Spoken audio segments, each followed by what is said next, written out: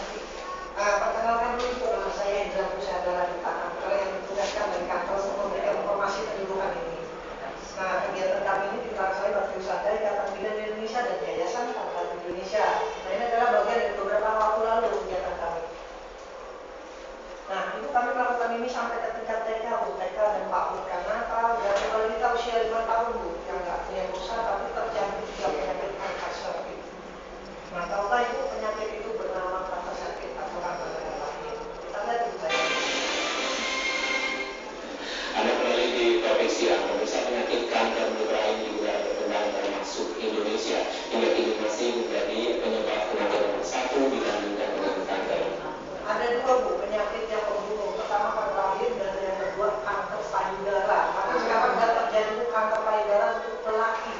Ya. Oh iya, Banyak. iya betul ya. Keponakan saya juga kanker payudara, tapi Cuma 1% kondisinya ya. Nah, Indonesia menempati urutan pertama, Bu, dengan 7.000 sekian di dunia Indonesia ya. Datanya ini data yang kami dapat. Nah, di dunia itu setiap 2 menit, di Indonesia itu setiap 1 jam. Nah, Ibu perhatikan pada masanya penyakit ini hanya diderita oleh orang-orang yang umurnya sudah produktif, usia 35 tahun sampai 54 tahun. Tapi zaman itu sudah berubah, Bu. Yang balita sudah ada yang kena, yang menopause pun atau yang sudah berhenti menstruasi jangan merasa aman karena juga sudah banyak yang terkena penyakit ini. Nah, ini adalah pesan dari mantan ibu negara. Semua perempuan bisa terkena itu, dia tidak memandang latar belakang. Karena satu-satunya kanker yang tidak ada deteksi, Bu, tidak ada gejalanya, cuma kanker rahim. Tapi satu-satunya kanker pula yang bisa bisa di-screening perkembangannya. Dan satu-satunya kanker yang kanker itu virusnya bisa mati sendiri. Ada kelebihan dan kekurangan.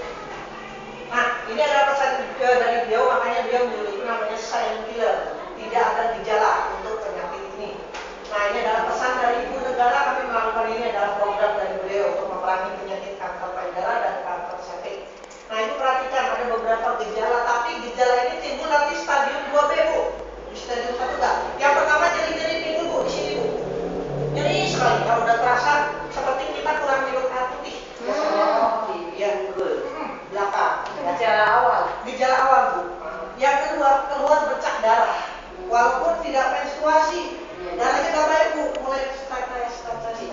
Nah, tapi makin lama makin banyak. Yang ketiga, Bu, buang air kecil itu mulai sakit. Keluarnya sedikit, tapi sakitnya luar biasa. Apa tuh namanya itu? Kayak Anyang-anyang. Ya, betul. Nah, yang keempat, Bu, pada saat berhubungan itu tidak dirasakan itu nyeri gaul dan nyeri. Yang kelima, jarak antara saya dengan penderita 3 meter saja, baunya sudah habis, Bu, kenyangan.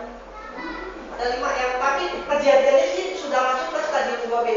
Di stadium 1B itu, Bu, karena nggak ada gejala, makanya mereka aman-aman aja, nggak merasa apapun.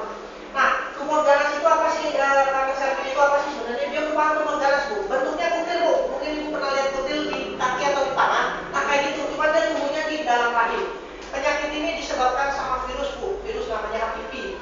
Kankernya nggak menular, tapi virus yang menyebabkan kanker ini bisa menular. Penularannya pertama kontak seksual pasti.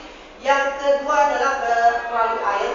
Yang ketiga bersentuhan kulit dan bertukar pakaian. Nah, masa inkubasinya cukup lama, Bu, 5 sampai 15 tahun ke depan. Jadi terserang virus sekarang, nggak terasa sekarang, tapi dia berkembang dulu sampai 5 tahun ke depan, baru akan terasa. Nah, apabila telah memasuki tahap lanjut, kanker ini bisa menyebar ke seluruh organ lain.